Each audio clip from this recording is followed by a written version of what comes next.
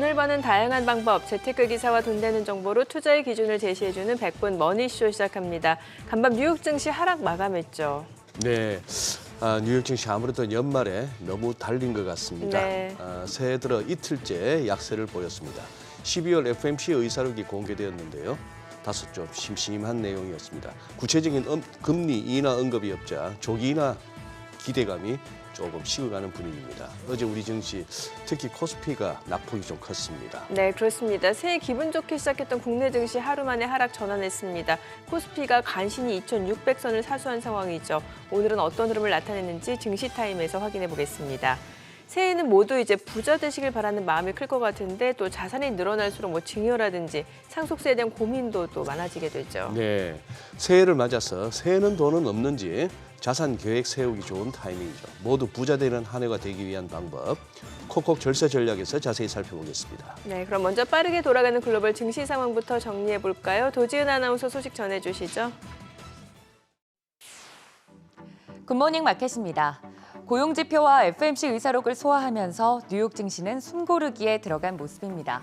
그간 악재가 없는 게 곧 호재라는 듯 올랐는데 금리 인하 기대감이 차츰 잦아들면서 이제 이성적으로 시장의 변화를 면밀히 분석해봐야 할 때입니다. 뉴욕 증시 3대 지수는 모두 하락으로 마감이 됐습니다. S&P 500은 0.80% 떨어지면서 마감했고 다우지수도 0.76% 하락했습니다. 나스닥도 막판에 하락폭을 더 키우면서 1.18% 하락 마감했습니다. 시총 상위주들도 흐름 보시면 전체적으로 하락세가 짙은 가운데 어제에 이어 애플은 0.75% 추가적으로 더 하락했고요. 마이크로소프트도 0.07% 약보합권에서 마감했습니다. ASML 악재에 반도체주도 분위기가 좋지 않죠. 엔비디아도 1.24% 하락 마감했습니다. 6위부터 10위도 살펴보시면 메타도 0.53% 하락했고 테슬라도 4%대 하락 마감하는 등 금리에 민감하게 반응하는 기술주 위주로 약세를 보였습니다. 이날 타임라인 순대로 살펴보시면 미국의 12월 제조업 경기가 예상보다는 선방을 했지만 여전히 위축세를 나타낸다는 소식입니다. 작년 12월 제조업 구매 관리자 지수가 47.4로 집계됐는데 전월치인 46.7보다도 높았고 전문가 예상치도 소폭 웃돌았습니다. 미국의 ISM PMI는 14개월 연속 50을 밑돌고 있는 상황입니다. 이번 주는 주요 고용지표 발표가 예정되어 있다고 말씀드렸는데 그 첫 타자인 구인이직 보고서가 발표됐습니다. 미 노동부에 따르면 지난해 11월 채용 공고 건수는 879만 건으로 32개월 만에 최저 수준으로 감소했습니다. 지난 2022년 3월에 1,200만 건 최고치 기록한 이후로 꾸준히 감소해오고 있습니다. 고용률도 직전월보다 낮아졌고 이직을 위한 자발적 퇴직도 전월보다 감소하는 등 노동시장의 열기가 확실히 식고 있다는 것 확인해 볼 수 있었습니다. 인플레이션 위험이 감소했다는 내용은 공개된 FOMC 의사록에서도 확인해 볼 수 있었습니다. 모든 위원이 지난해 물가 목표치 2%를 향해 분명한 진전이 있었다고 평가했고 거의 모든 위원은 정책 금리가 올해 더 내려갈 것으로 전망했습니다. 하지만 올해 금리 인하 시점에 대해선 구체적으로 논의하지 않았는데 시장의 불확실성을 그 이유로 들었습니다. 현 정책 금리가 정점 혹은 그 근처에 있을 것이라고 보고는 있지만 대부분 위원들은 당분간 제한적으로 유지돼야 한다고 발언했고 만약 경제 지표가 안 좋게 나타난다면 추가 금리 인상도 적절할 수 있다는 점을 강조했습니다. 그간 금리 인하 기대감으로 거침없이 올라왔던 시장이기 때문에 공개된 의사록이 시장의 기대감을 억누르는 제동 브레이크 역할을 해준 건데요. 그럼에도 불구하고 3월 금리 인하 기대감은 지속되고 있습니다. 전보다 낮아지긴 했지만 여전히 3월의 금리를 0.25%포인트 이상 인하할 가능성이 70%를 웃돌고 있습니다. 또 하나 눈여겨봐야 할 부분이 바로 채권 시장이죠. 시장의 기대감이 한층 높아진 반면으로 움직이고 있기 때문에 경계 심리가 그대로 반영이 되면서 미 국채 금리가 다시금 상승세 보이고 있습니다. 2년물 금리는 4.3%대에 마무리가 됐고 10년물 국채 금리는 한때 4%대까지 올라서기도 했습니다. 애플 때문에 안 그래도 투자 심리가 약한 데다가 국채 금리도 튀면서 금리에 민감한 기술주들이 특히나 타격을 입었습니다. 한편 국제유가는 리비아 유전의 생산 차질 소식에 상승했습니다. WTI 가격은 전장보다 3.5% 오르면서 배럴당 72달러 선에, 브렌트유도 3.45% 급등하면서 배럴당 78달러 선에 마감했습니다. 암호화폐 시장도 하락세 보이고 있습니다. 비트코인 오늘 오전 7시 기준 43,200달러 선에서 움직이고 있습니다. 내일은 ADP 고용보고서 등이 발표될 예정입니다. 앞으로 시장의 변동성이 더 확대되는지 지켜보시면 좋겠습니다. 굿모닝 마켓이었습니다.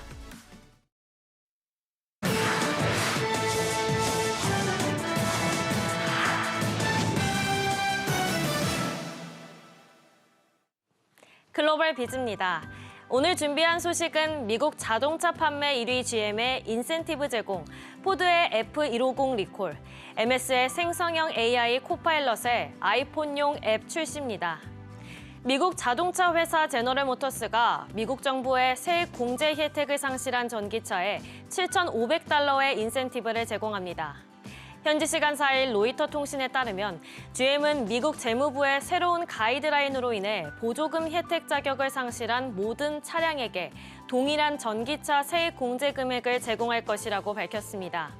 지난 1일 미국 에너지부는 IRA에 따른 전기차 보조금 지원 차량이 지난해 43종에서 올해 19종으로 줄어든다고 발표했는데요.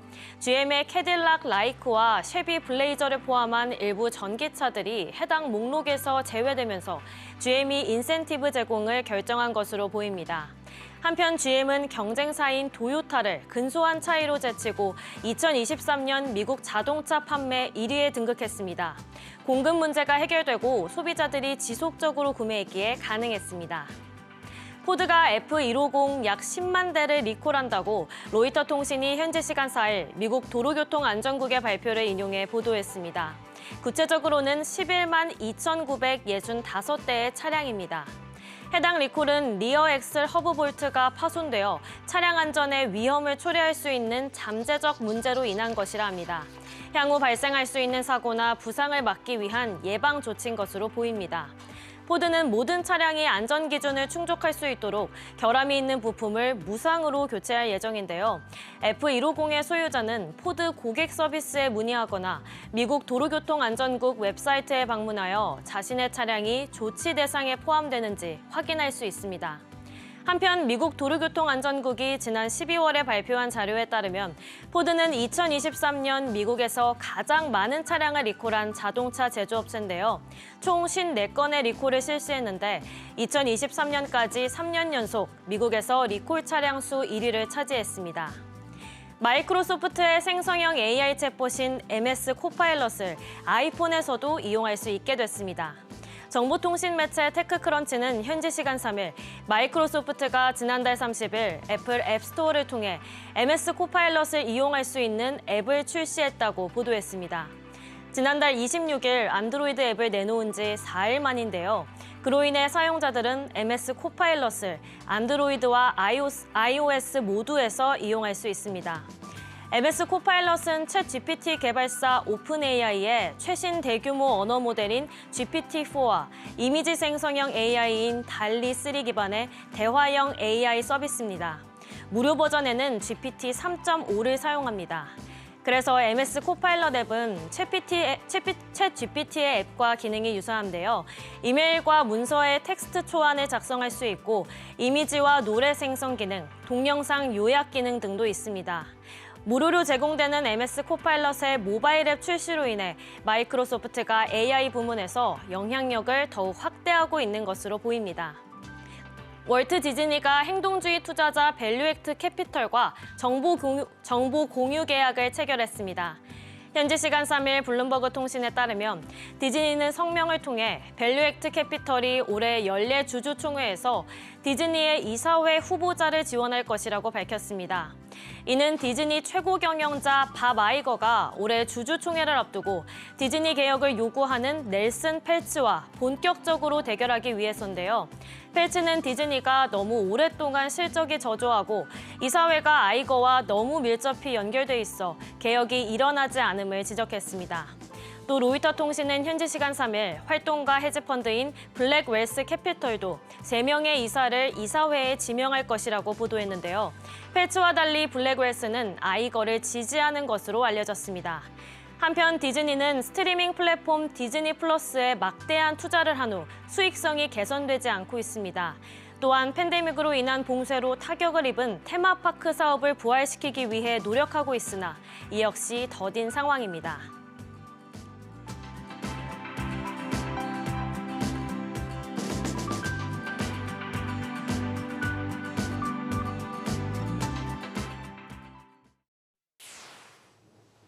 새해 들어 뉴욕 증시는 2거래일 연속 하락했습니다.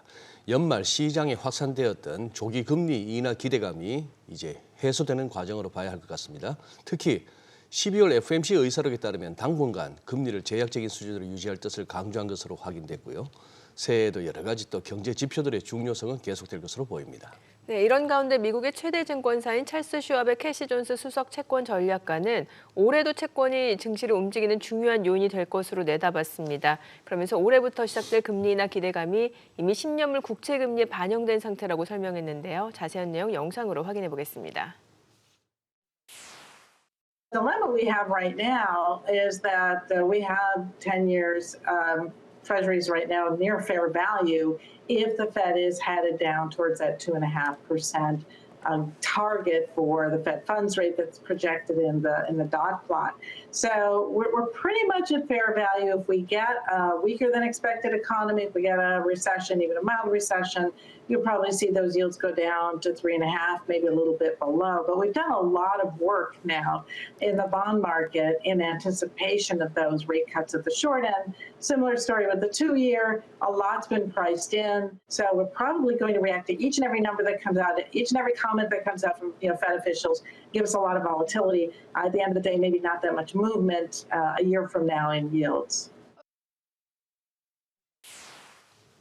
새해 벽두부터 뉴욕 증시에서 매그니피센트 7, 요즘은 또 맥7이라고도 불리는데요. 애플을 포함한 이 7개의 종목의 주가가 휘청거리고 있습니다. 네, MS는 모바일용 생성형 AI를 내놓고 휘청이는 애플을 바짝 뒤쫓아 시총 1위 자리를 노리고 있습니다. 이한나 기자와 이야기 나눠보겠습니다. 지난해 급등했던 M7 종목, 매그니피센트 7 종목 새해 들어서 좀 약세를 보이고 있네요. 네, 맞습니다. 첫 개장일인 2일 기준으로 보면 뉴욕 증시에서 M7 주가가 평균 2%가량 하락하면서 시총은 311조 원이 증발됐습니다. 기저 효과도 감안해야 하는데요. 지난해 AI 기대감으로 M7 주가는 75% 급등했었는데 500대 기업으로 구성된 S&P 500 지수 내 나머지 493개 기업 주가 상승률인 12%를 크게 앞질렀습니다. M7 주가 하락은 이 AI 주식이 조정장에 막 진입한 신호라는 분석이 나오는데요. 유동성 장세에서 실적 장세로 넘어가는 과정이라는 겁니다. 네, 유동성 장세에서 실적 장세로 또 이제 스토리에서 실제 현실적으로 어느 정도 발이 땅에 닿아 있는지도 한번 살펴야 되는 그런 단계 같은데 이 M7 기업 그러면은 AI 관련한 실적들이 실제 어떻게 나오고 있습니까? 네, 사실 현재까지 M7 중에서 AI를 통해 의미 있는 수익을 창출하는 기업은 엔비디아 정도밖에 없고요. 네. 또 AI 개발과 관련해 7개 기업 사정이 다 달라서 전망 역시 제각각입니다. 다만 전 세계 시총 1위인 애플을 MS가 챗 GPT와 같은 생성형 AI 열풍을 등에 업고 맹추격하고 있습니다. MS는 이 챗GPT 개발사인 오픈 AI와 일찍부터 협력을 해서 생성형 AI 서비스를 쏟아내면서 AI 시장력을 확대하고 있습니다. 네, 지난해 AI 기술 경쟁이 치열했다면 이제 올해 같은 경우는 서비스 상용화에 초점이 맞춰진 것 같은데 MS가 모바일 분야에서 AI 상용화에 지금 어떻습니까? 네, 우선 가장 최근 보면 MS의 생성형 AI인 이 코파일럿을 안드로이드에 이어 이 애플 iOS용으로도 내놨습니다. 여기에 코파일럿이 곧 출시할 삼성 이 갤럭시 S24에도 탑재될 수 있을 것이라는 전망이 나오고 있는데요. 글로벌 스마트폰 시장에서도 AI 기능이 탑재된 제품들이 이 제품을 앞세운 경쟁이 펼쳐질 것으로 전망되는 만큼 올해는 MS가 애플에게 내줬던 IT 패권을 되찾을 수 있을지 주목됩니다. 네, 이한나 기자 잘 들었습니다.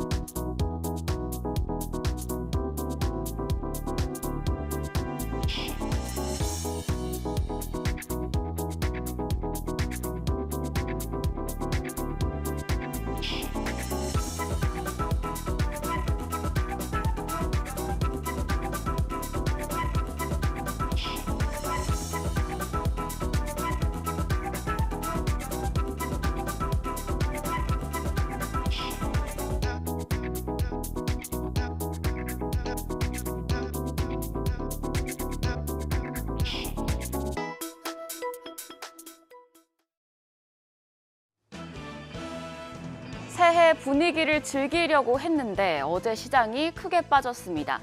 작년 말부터 9주 연속 올랐던 터라 피할 수 없었던 하락이었는데요. 간밤에 뉴욕 증시도 하락으로 장을 마쳤기 때문에 오늘 시장이 하방 압력을 받으면서 출발할 것으로 보입니다. 하지만 피할 수 없다면 즐겨라라는 말이 있죠. 힘들었던 장이지만 복귀하면서 투자 포인트들 잡아보겠습니다. 어제 코스피 2.34% 급락해서 2,600선을 간신히 지켰습니다. 코스피 2,607.31포인트, 코스닥도 0.84% 내려서 871.57포인트로 마감했습니다. 미국 증시 영향도 있었고 또 너무 많이 오른 데 따른 부담감이 작용했습니다. 외국인 투자자가 하루 만에 양시장에서 매도 포지션으로 바뀌었습니다. 유가증권 시장에서 외국인이 971억 원, 기관이 1조 2,172억 원 대량의 매도세를 보였고요. 개인 투자자만 1조 3,069억 원 순매수했습니다. 코스닥 시장에서도 외국인과 기관 각각 879억 원, 2,265억 원 매도 우위 보였고 개인 투자자만 3,315억 원 순매수했습니다. 시가총액 상위 종목은 부진했습니다. 유가증권 시총 상위 10위권 종목 모두 하락 마감했는데요. 특히 상승 랠리를 보여주던 삼성전자가 3.27% 급락해서 종가 7만 7천 원, SK하이닉스도 3.93% 내려 13만 6,800원에 마감했습니다. 코스닥 시총 상위 종목도 셀트리온 제약을 제외하고는 모두 내렸습니다. 에코프로비엠이 4.23%, LNF가 5.55% 빠졌고요. 반면 셀트리온 제약은 셀트리온 합병 이슈에 다케다 사업 매각 호재까지 더해지면서 어제도 7.76% 오르며 12만 9,100원에 장을 마쳤습니다. 달러 대비 원화 환율은 4원 40전 올라 1,304원 80전에 마감했습니다. 어제 시장 대부분의 업종이 약세를 보였지만 제약바이오와 출산 장려 정책, 전력설비 섹터는 상승 마감했습니다. 우선 제약바이오 업종은 JP모건 헬스케어 컨퍼런스 기대감에 셀트리온 합병 이슈가 호재가 계속해서 주가의 상승 요인으로 작용하고 있습니다. 뉴욕 증시에서 모더나가 오펜하이머 매수 추천에 폭등을 하기도 했는데 이 영향으로 우리 증시에서도 mRNA, 메신저 리보엑산테마 강했고요. 치매와 비만 치료제 섹터도 상승 마감했습니다. 출산 장려 정책, 엔젤 산업 관련주는 정부의 저출산 대책에 대한 기대감에 주가가 오르는 모습이었고요. 전력 설비 테마는 글로벌 변압기와 전선 시장이 호황을 맞았다는 소식에 주목받았습니다. 변압기 대표주 중의 하나인 HD 현대일렉트릭, 올해 3조 3천억의 매출을 올릴 것이란 공시에 주가가 7% 넘게 상승했고요. 또 한국전력도 자회사 지분을 팔아서 유동성을 확보했다고 밝히자 상승 마감했습니다. 반면 시장을 끌고 가던 반도체 업종은 하락했습니다. 앞서서 필라델피아 반도체 지수가 급락한 영향을 받았고요. ASML 심자외선 DUV 반도체 장비 중국 수출이 차단돼서 미중 반도체 갈등이 심화되는 것 아니냐는 우려에 타격을 받았습니다. 신기술인 CXL 테마만 상승하는 모습이었습니다. 시장이 흔들리고 있긴 하지만 너무 많이 오른 데 따른 피할 수 없는 하락이었고 증권가에서는 여전히 1월 효과를 기대하고 있습니다. 현대차증권은 특히 코스닥의 1월 효과가 두드러질 것이라고 전망을 했습니다. 연말 대주주 양도세 목적으로 출회됐던 매물이 다시 유입이 되면서 중소형주의 상승 탄력이 높아지기 때문인데요. 특히 1월 효과가 가장 두드러졌던 지난 2018년과 현재가 비슷한 상황이라고 진단을 했습니다. 이익 회복 사이클에 진입을 했고 또 작년 대형주 수익률이 중소형주보다 10% 넘게 좋았기 때문에 올해 1월에 코스닥 중소형주 주가가 상승할 수 있다는 해석을 내놨고요. 현대차증권은 코스닥의 1월 효과 발생 가능성이 높아진다면 수급은 헬스케어 중심으로 개선될 가능성이 높을 것이라고 이야기했습니다. 현대차증권뿐 아니라 여러 증권사에서 헬스케어 업종을 주목하고 있습니다. 삼성증권은 헬스케어 업종 내에서도 분야에 따라서 종목을 선별할 필요가 있다고 밝혔습니다. 헬스케어 섹터 내에서 CMO와 바이오시밀러, 제약과 의료기기, 바이오 분야에서도 특히 제약과 의료기기 테마의 비중 확대를 제시했는데요. 제약 업종에서는 안정적으로 이익이 성장하고 있는 SK바이오팜과 다양한 연구개발 모멘텀을 보유하고 있는 HK이노엔을 추천했고요. 의료기기 테마에서는 중국 수요 증가 수혜를 받는 동시에 밸류에이션이 매력적인 덴티움, 그리고 경기 둔화 방어 및 신흥공 지출 모멘텀을 보유하고 있는 클래시스를 추천했습니다. 헬스케어 업종 종목 선별하실 때 참고하시길 바랍니다. 기업들의 4분기 실적 시즌이 다가오면서 어닝 쇼크에 유의해야 한다는 조언도 나오고 있는데요. 다만 KB증권은 4분기 실적 시즌 어닝 쇼크가 올해도 반복이 되겠지만 그 영향력은 약해질 것이라며 오히려 이 시기에 이익률이 바닥이거나 상승 중인 종목 중에서도 4분기 이익 전망도 오르는 종목을 주목하라고 밝혔습니다. 여기 나온 종목들은 KB증권에서 선별한 관심 종목들이고요. 실적 시즌 대비해서 이 종목들도 체크해 보시면 좋겠습니다. 마지막으로 패시브 수급 이슈까지 점검하시죠. 2월에 MSCI 정기 변경이 이뤄지고 코스피 이전 상장 이슈도 이어지다 보니 해당하는 종목들은 패시브 자금이 유입돼 주가가 오를 수 있겠습니다. 우선 MSCI 정기 변경은 1월 18일부터 1월 31일 중에 무작위 날짜의 시가총액으로 결정이 되는데요. 에코프로 머티와 한진칼 그리고 알테오젠이 가능성이 있고요. 두산 로보틱스의 경우에는 주가가 20% 정도 더 올라야 가능합니다. MSCI 신규 편입이 되는 종목들 긍정적인 외국인 수급 기대해 볼 수 있겠습니다. 이전 상장 이벤트의 경우에는 코스피 DX가 새해 들어서 코스피로 이전 상장을 마쳤고 LNF와 HLB가 이전 상장을 추진 중이죠. 이 종목들의 연기금 수급이 최근 증가하고 있는데요.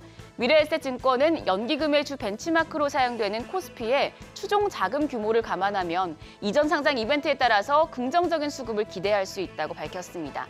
실적 시즌과 패시브 수급 이벤트들까지 꼼꼼하게 점검하시면서 이번 달 시장 대응하시길 바랍니다.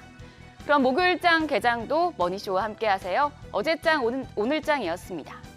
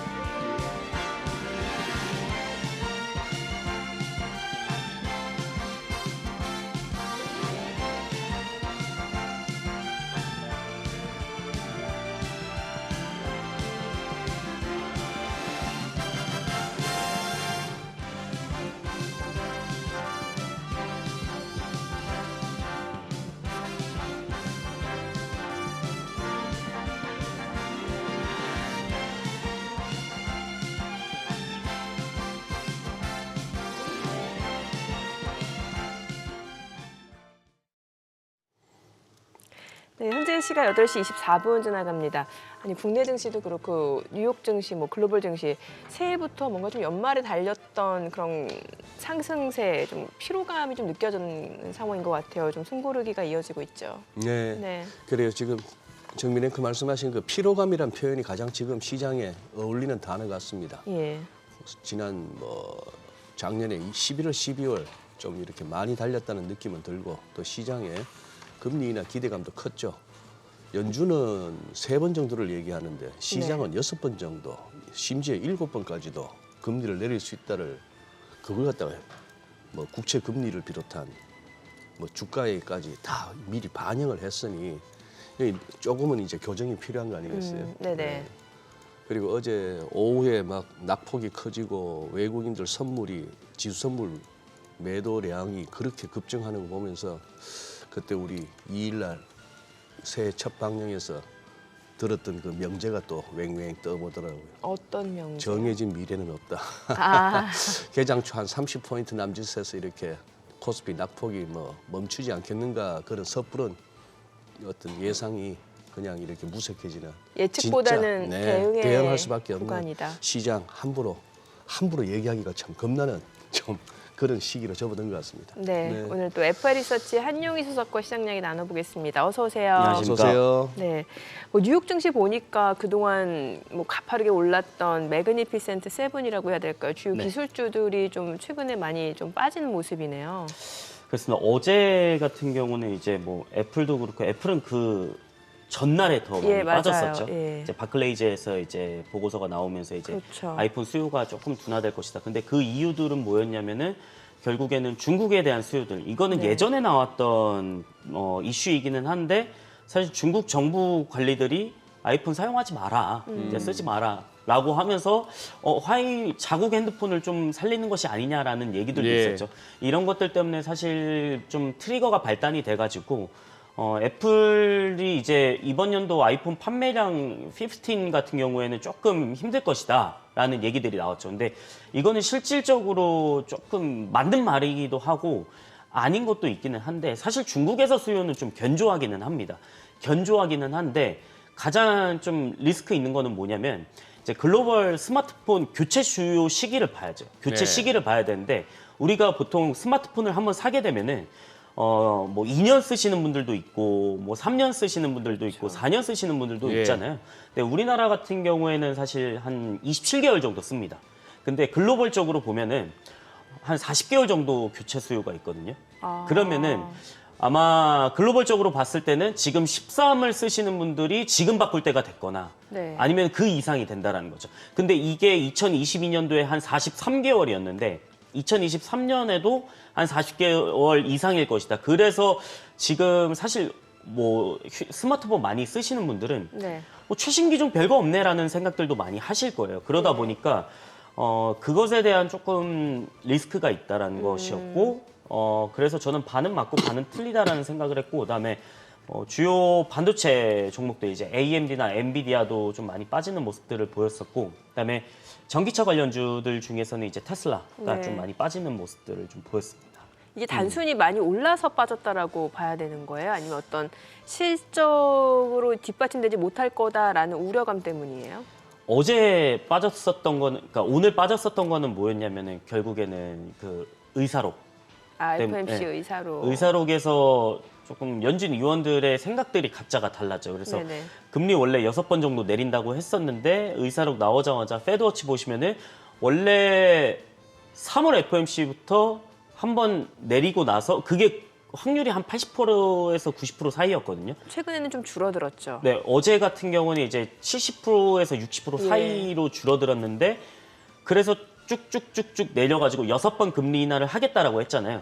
근데 마지막 금리 인하 시기가 제가 보면은 11월에 마지막으로 좀 11월 7일 날 6번 딱 금리 인하 하고 나서 12월 달 동결이었는데 이게 조금은 바뀌었습니다. 11월 달에 동결을 하고 나서 12월 달에 인하를 한다라는 전략. 그리고 이게 한 차례 조금 뒤처진 거거든요. 그렇기 때문에 어제 같은 경우에는 좀 많이 국채 금리가 상승을 하고 금리의 부분에서 패드워치에서 조금 금리 인하가 좀 미뤄진 거는 연준 의원들의 의사록 때문이었다라고 보시면 좀 좋을 것 같습니다. 그러니까요. 확실히 뭐 한 3주 정도 시차를 두고 나온 의사록입니다만 어제 의사록 보면서 그 12월 FOMC에서 파월 의장이 왜 그랬어 싶은 생각이 다시 들어요.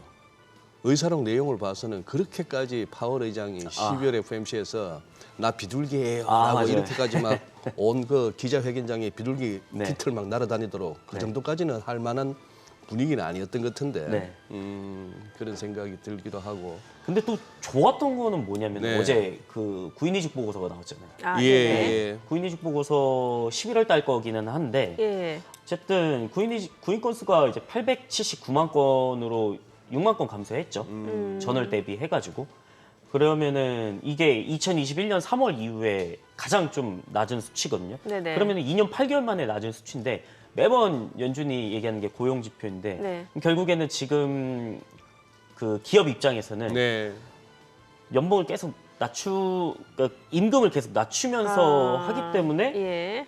뭐 구인 건수가 계속 낮아지고 있다라는 거죠. 예. 그래서 노동시장 수요는 계속 줄어들고 있다라는 거는 좀 좋은 모습들이기는 했는데 과거 데이터 보시면 2022년 3월 달만 보더라도 1,200만 명이 있습니다. 그러면 많이 줄어들긴 한 거거든요. 그러니까 이게 구인 이직 건수가 줄어든다라는 거는 임금 상승세가 둔화된다라는 거고 인플레이션이 좀 완화된다 이렇게 봐야 되는 거예요. 그렇죠. 임금에 대한 부분들도 인플레이션에 영향을 많이 끼치다 보니까 그리고 매번 파월이 금리 인하를 보수적으로 보겠다라고 하는 이유들이 매번 그 기자회견에서 하는 얘기들이 있거든요.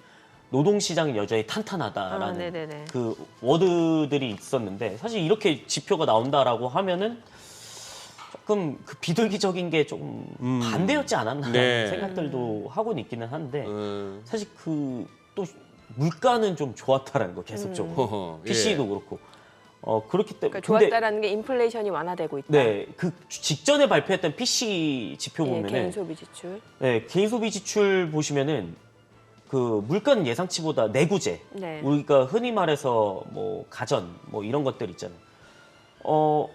이게 계속 낮아졌거든요. 그러면은 실질적으로 우리가 월마트나 아니면은 뭐 이베이나 아니면 아마존에서 구입하는 물가가 낮아지고 있다는 거죠. 근데 특이했던 게 뭐냐면은 그 전에 있었던 개인 소비 지출 발표에서는 가처분 소득이 증가를 했어요. 그러면은 이게 소프트 랜딩 쪽으로 쭉 갈 수 있는 역량이지 않나라는 거죠.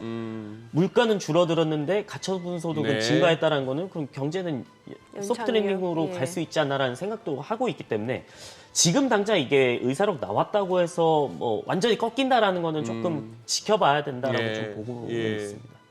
우리도 그렇지만 이 뭐 굿모닝 마켓에서 이제 시가 상위 종목들 동향을 보다 보니 일라일릴리가 눈에 띄는 거예요. 지금 우리 국내에서도 이렇게 금년에 반도체와 더불어서 또 제약 바이오 쪽으로 이렇게 섹터 유망하게 보는 전문가분들이 많은데 미국도 마찬가지. 그런 어떤 좀 이 추세적인 흐름으로 보이세요. 한 대표 보시기에. 이번에 그 일라일릴리나 제약바이오 섹터 중에서 좀 네. 특이했던 거는 이제 GLP-1, 그러니까 비만 치료제. 예. 네, 이게 노보노디스크랑 일라일릴리가 해외 주식에서는 이제 대장이었고, 그다음에 우리나라에서는 이제 뭐 한미약품이나 아니면 펩트론 뭐 이런 쪽이 주가가 좀 상승세가 좀 좋았는데, 이게 비만 치료제가 지속적으로 좀 많이 쓰일 수 있다라는 가능성 때문에 확장을 하는 거거든요. 공장 많이 세우겠다라고 얘기들도 했었고, 뭐 실제로 수요도 꽤 많고요. 우리나라도 그렇고. 그래서 비만 치료제 지난번에 그 임상하다가 막 구토 증세 있어서 중단한 게 어디였죠? 거기는 무슨 화이자였나? 화이자는 아닐 겁니다. 제가 기억하기로는. 그러니까 그래요? 다른 데였었던 네. 걸로 기억하는데 아무튼 뭐 그 이슈가 한번 있으면서 주춤하기는 했었는데 여전히 좀 수요는 많다라고 생각을 하고 있기 때문에 그 부분에서 좀 주가가 많이 오르고 있지 않나라고 보시면 좀 좋을 것 같습니다. 네. 유가가 좀 다시 올라가는 그래요. 지금 이란에서 폭탄 테러 얘기 네. 나오고 이게 사실 이제 뭐 지정학적 리스크로 좀 부각이 되면서 유가에 좀 영향을 미치는 양상이거든요. 그 IS 소행이라고 하기는 하는데 이건 네네네. 확정은 아닙니다만 어제 그 폭탄 테러가 하나가 있었죠. 네네. 그래서 사망자가 이제 100명 정도 조금 넘어간다라는 얘기들이 나오고 있는데 이게 후티 쪽 2인자가 사망을 하면서 그러면은 야 이거 더 지정학적 리스크 세지는 거 아니냐라는 것 때문에 사실 유가가 오른 거였거든요. 그 이인자는 후티가 아니고 하마스죠. 아, 예, 하마스 쪽인데. 네네. 네, 죄송합니다. 그 하마스 쪽이었는데 그러면은 이게 IS 소행이라고 하면은 결국에는 여러 전쟁으로 좀 번지는 게 아니냐라는 얘기들이 있었던 거죠. 그래서 유가가 좀 상승하기는 했는데 이 와중에 또 갑자기 IS가 왜 툭 튀어나옵니까? 한동안 잠잠하더니. 야, 참. 뭐 중동 쪽은 사실 분쟁이 워낙 많다 보니까 갑자기 뭐 튀어나오는 것도 사실 비일비재하기는 한데 저는 중동이 과연 유가 저렇게 나온다고 해서 장기적으로 유가를 쭉 끌어올릴 수 있을까는 좀 물음표이기는 해요. 왜 그러냐면 예전에 오일 쇼크 났을 때랑 지금은 좀 다르다라고 생각하는 게 예전에는 우리가 1970년대 같은 경우에는 모든 석유의 생산의 대부분이 중동에서 그랬죠. 이루어졌잖아요. 예. 근데 지금은 오펙뿐만이 아니고 오펙 플러스도 있고 예. 그다음에 가장 큰 산유국인 미국도 있잖아요. 지금은 쉘 퍼가지고 만드는 미국도 있기 때문에 사실 공급이 부족하게 된다라고 하면 가격이 오르는 거는 맞지만은 네. 지금 공급자가 중동만 있느냐 그거는 아니다라고 생각을 하거든요. 그래서 얼마 전에 하마스랑 이스라엘 전쟁 때도 뭐 $150 간다라고 했다가 그냥 쭉 떨어졌던 것도 사실 중동이 그런 공급자 우위냐 지금은 세계 최대 수출국이 미국이 하나로 부상하고 있는데 그건 아니다라는 게 투자자들의 좀 생각이었던 거죠. 예. 그렇기 때문에 저는 지금 뭐 하마스 쪽에 2인자가 사망을 했다라고 해가지고 유가가 크게 상승한다라는 거는 조금 물음표인 것 같습니다. 근데 제가 원유 트레이드라면은 지금 상황에서 원유 선물 숏치기보다는 저는 롱을 잡고 싶어요. 아, 그래요? 뉴스의 흐름이나 아, 예. 많이 떨어지긴 가격의 했었죠. 위치나 기술적으로 보나 예. 뭔가 이렇게 그걸로 트레이딩을 하고 싶은 사람들이라면은 유가 상승 쪽에 자꾸 베팅을 하고 싶어지는 그런 상황이었고 그렇게 된다면은 또 우리야 지금 공매도 같은 거 안 되는 상황이지만 월가에서의 항상 곰과 황소들이 레버리지 써가면서 네. 막 밀어붙이는데 그렇다면 또 재료를 만들 수 있죠. 또 꿈틀거리면서 또 인플레이션의 재가속 뭐 이런 식으로 또 스토리를 만들어낼 수가 그러면 있는. 시장은 또 조정 가능성이 있게 예. 되는 거고. 그게 이제 낮은 상황 레벨이 낮은 상황에서는 그런 게 잘 안 먹히겠지만 좀 이렇게 과도하다 싶은 어떤 과매수 국면에서는 또 그런 또 국면 그 공격이 또 통할 수도 있고 하니까 그나저나 큰일 났습니다. 테슬라 우자죠. 아, 주가가 떨어져서요? 예, 주가도 떨어지는 뿐만 아니라 네. 들려오는 뉴스들이 네. 일단 우리 한 대표 사이버 트럭은 한 10년 걸리겠어요. 인도 받으려면은 그 양산 체제가 도저히 안 되는 것 같아. 지금 아. 배터리도 병목 현상이 나서 4680 배터리. 네, 여러 가지 얘기들이 그러네요. 근데 뭐 이게 출시한 지 지금 뭐 3개월도 안 됐잖아요. 지금 뭐 그렇기 때문에 저는 지금 뭐 시작하자마자 양산되면은 누구나 다 하죠. 근데 프로토타입은 우리가 말하는 뭐 모터쇼 가면은 예. 와 멋있다라고 하는 자동차들 있잖아요. 네네. 미래지향적인 자동차. 예. 그거는 한 인력 100명 붙으면은 한 6개월에서 1년이면 만드는 수준이거든요. 한 대를 만들기 때문에. 근데 문제는 뭐냐면은 양산입니다. 램프업. 이거를 얼마만큼 잘 경제적이게 만드느냐가 저는 더 어렵다라고 훨씬 어렵다라고 저도 생각합니다. 라면 한 개는 정성 들여 끓이면 맛있게 끓이는데 그렇죠. 단체 손님 받으면서 라면집은 못 할 것 같아요. 네, 그거랑 비슷한 겁니다. 그러면은 그것보다 조금 더 어렵겠죠. 공장 라인 깔아야 네, 되고 네. 장비 있어야 되고 인력 있어야 되고 그다음에 또 조립을 맞춰야 되고 그러면은 이 양품 우리도 보면은 사실 반도체도 준비 시작한다고 해서 그냥 양품 나오는 게 아니잖아요. 네. 거기서 나오는 뭐 파티클이라든지 이런 먼지들이 있기 때문에 네. 불량이 나오는 것도 많잖아요. 근데 자동차도 저는 양산이 굉장히 어렵다라고 생각하거든요. 그래서 저는 지금 사이버 트럭이 출시가 한 1, 2개월 정도 되기는 했는데 아직 양산 제대로 안 된 거는 저는 당연하다라고 생각을 합니다. 근데 이게 3, 4년 됐을 때도 양산이 제대로 안 된다라면 저는 리스크라고 생각을 해요. 아. 2, 3년 돼서도 양산이 제대로 안 되면 리스크다. 제 얘기는 테슬라 주가가 저렇게 시총 한 4위, 5위를 다툴 만큼 올라갔을 때 네. 거기에는 사이버 트럭에 대한 기대감이 상당히 작용하면서 주가를 끌어올렸잖아요. 저는 사이버 트럭 때문 뭐 있기는 있겠지만은 완벽히 사이버 트럭 때문은 아니라고 생각을 해요. 사실. 그래요? 이건. 네. 왜 그러냐면 옵티머스랑 FSD가 더 크다라고 생각합니다. 아, 옵티머스. 네. 옵티머스가 이번에 로봇 공개했을 때 저는 뭐 움직이는 속도나 이런 것보다는 예. 손이거든요. 그 네. 관절 움직임. 네. 예. 관절 움직임이 소름 돋을 정도로 저는 놀랐습니다. 왜 그러냐면 이 계란, 그러니까 제가 지난번에도 한번 말씀드린 적이 있었는데 계란을 잡을 때 sen 계란을 잡으면은 어떠한 일정한 압력보다 세게 주면 터지고 일정한 압력보다 살살 주면은 놓치게 되는데 떨어뜨리고. 이거 네. 자체를 사실 옮겨 놓는다라고 하는 거는 그러면은 작업자로 투입할 수 있겠다. 단순 노동에 대해서는. 그러면 인력비가 확 줄어드는 거거든요. 혹시 삶은 계란 아닐까요? 그래도 껍질은 깨지겠죠. 뭐 삶은 계란이라 네. 하더라도 그렇죠. 삶은 계란도 예. 껍질은 깨지겠죠. 네. 근데 저는 그 부분에 대해서 그러면은 야 이거 공장 투입을 할 수 있는 날이 얼마 안 되겠다. 근데 실제로 공장 투입한다고 하더라고요. 그래서 이거 단순 노동 같은 경우에는 잘 될 수 있겠다라고 생각을 해가지고 사실 옵티머스 쪽이 좀 기대감이 컸었다는 거예요. 근데 네. 사이버 트럭은 지금 뭐 잘 나오긴 했지만은 수요는 많지만은 이거는 좀 인도되는 것도 있어야 되고 그다음에 4680 배터리에 대한 부분들도 아직까지는 좀 많이 램프업이 이루어져야 됩니다. 일단. 근데 일단 기가베를린 쪽이 조금 문제라고 생각을 하는데 기가베를린에서 문제는 그러니까 뉴스로 나오는 문제는 뭐냐면 환경단체들이 물 많이 쓰기 때문에 반대를 한다는 건데 저는 그거는 리스크는 아니라고 생각하고요. 왜냐하면 물 재활용도 잘 하고 있고 지금 어떻게 보면 다른 반도체 공장들보다 더 재활용률이 뛰어나거든요. 근데 문제는 뭐냐면 지금 베를린에서는 2170 배터리를 씁니다. 근데 만약에 텍사스는 지금 4680 배터리를 네. 써서 생산을 네. 하고 있거든요.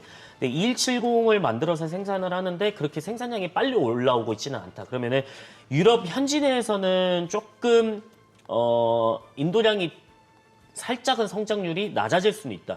이번 연도 그저께였죠. 오늘 4일이니까 1월 2일에 테슬라 인도량 발표가 됐습니다. 이거 네. 보신 분들 다 아시겠지만은 4분기 잘 나왔습니다. 그렇죠, 4분기. 네, 잘 나왔습니다. 한번 짚어드리면은 48만 4,507대 나왔습니다. 원래 월가 쪽에서는 48만 대 정도로 예측을 했었는데 이것보다 4,000대 더 나왔다는 거죠. 네네. 그러면은 180만 대 목표량이 있었는데 이것보다 낮냐 높냐인데 일단 높았습니다. 그러면서 어닝 서프라이즈가 나왔고 그다음에 2022년 대비해서 38% 성장을 했습니다. 네. 그럼 저는 지금 장사 잘했다라고 생각하거든요. 왜 그러냐면 2023년도가 고금리인 한 해였잖아요. 그럼 차량도 어떻게 보면 보통 사람들 중에 캐시로 사는 사람들이 많이 없거든요. 차량을. 리스나 할부나 렌트를 그렇죠. 이용해서 그렇죠. 네. 사지. 근데 리스, 렌트, 할부 같은 경우에 다 이제 캐피탈사를 끼거나 렌트사를 끼거나 아니면 뭐 할부, 뭐 카드사를 네. 끼거나 이렇게 한다라고 하면은 다 금리가 적용이 됩니다. 그럼 고금리인 환경이 되겠죠. 근데 장사 잘했다라고 생각하는 게 전년도보다 이렇게 38% 성장이라고 하는 거면은 고금리 상황 속에서는 저는 장사 잘했다라고 생각하거든요. 그러면 만약에 조금 금리가 낮아진다라고 하면은 저는 인도량은 더 늘어날 것이다라고 생각을 하고 있고, 그다음에 지금 뭐 비아디가 테슬라 제쳤다라는 얘기들도 있는데 이것도 한번 짚어드리자면은 비아디는 두 가지로 나뉩니다. 첫 번째는 BEV 순수 전기차, 네네. 그다음에 두 번째는 플러그인 하이브리드.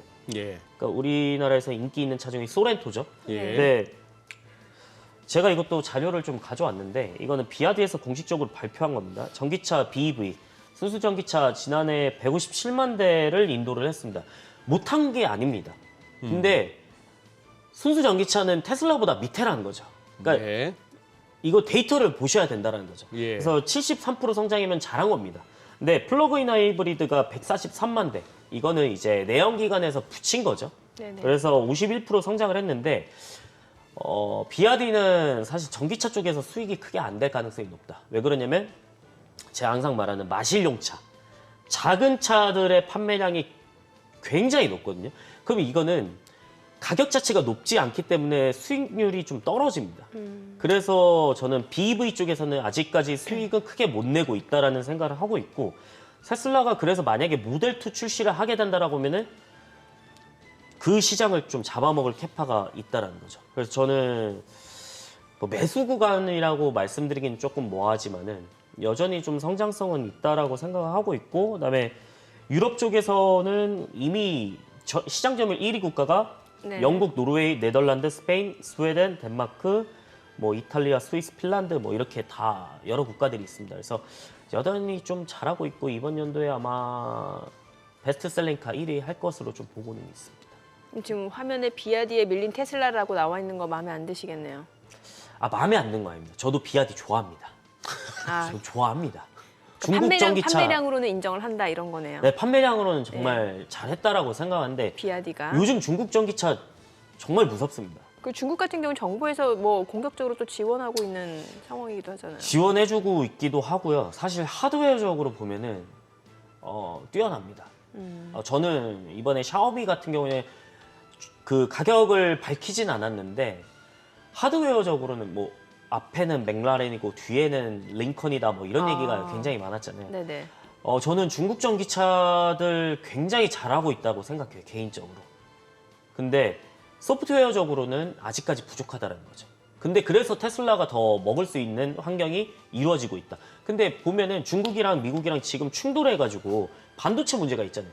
결국에는 이 데이터들을 쌓아가지고 가져오려면 지금 테슬라는 오토파일럿이 지금 7억 마일이 넘었거든요. 네. 이 데이터를 갖고 있는 회사가 아무도 없습니다.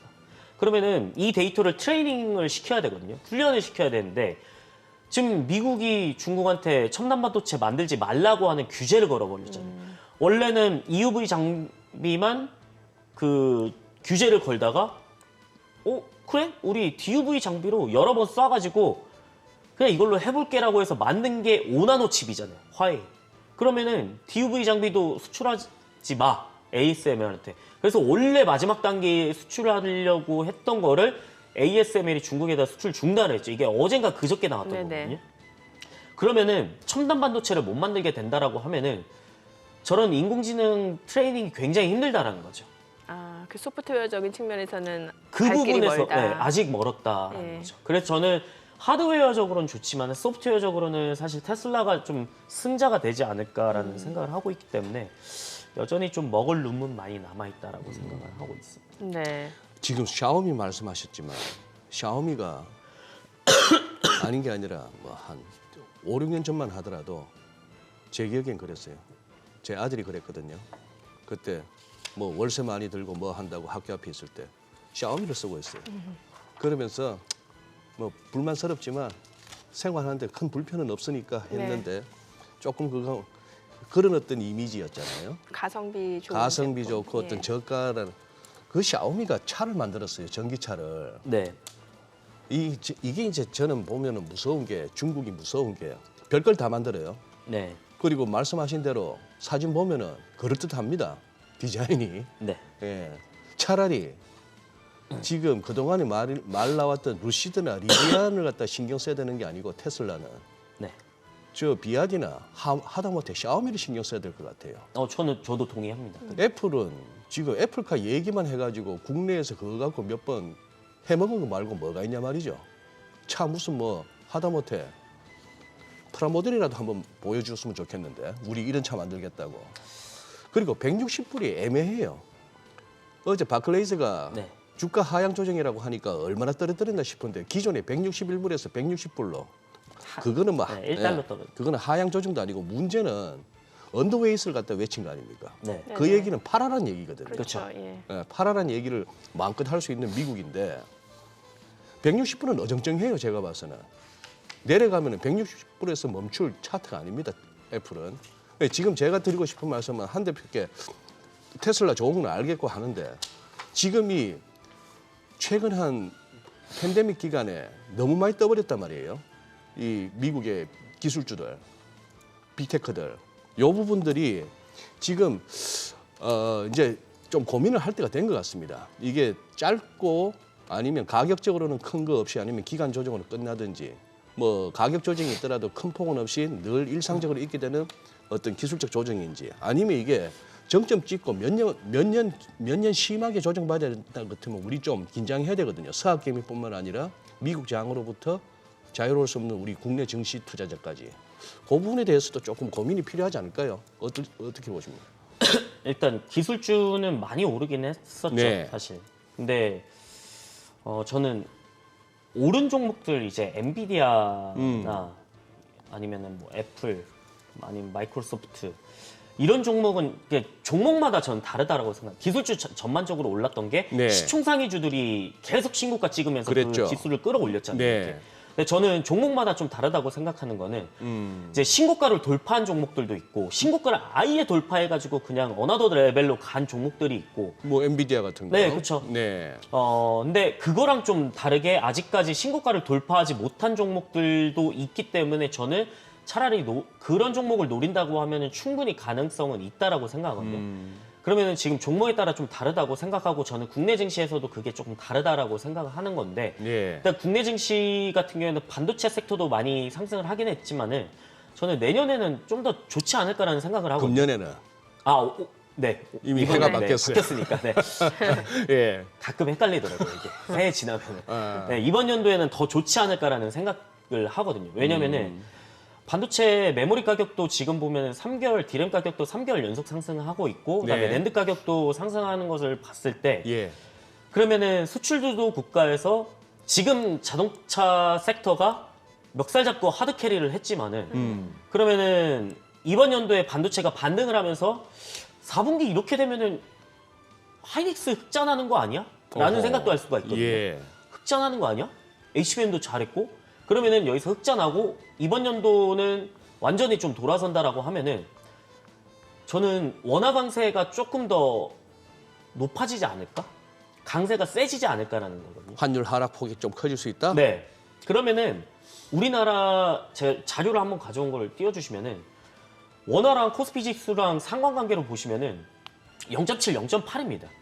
그러면은 원화가 강해질 때는 결국에는 코스피가 상승을 할 수 있다라는 근거들이 마련이 되는 건데, 그러니까 이건 예전부터 있었던 거거든요.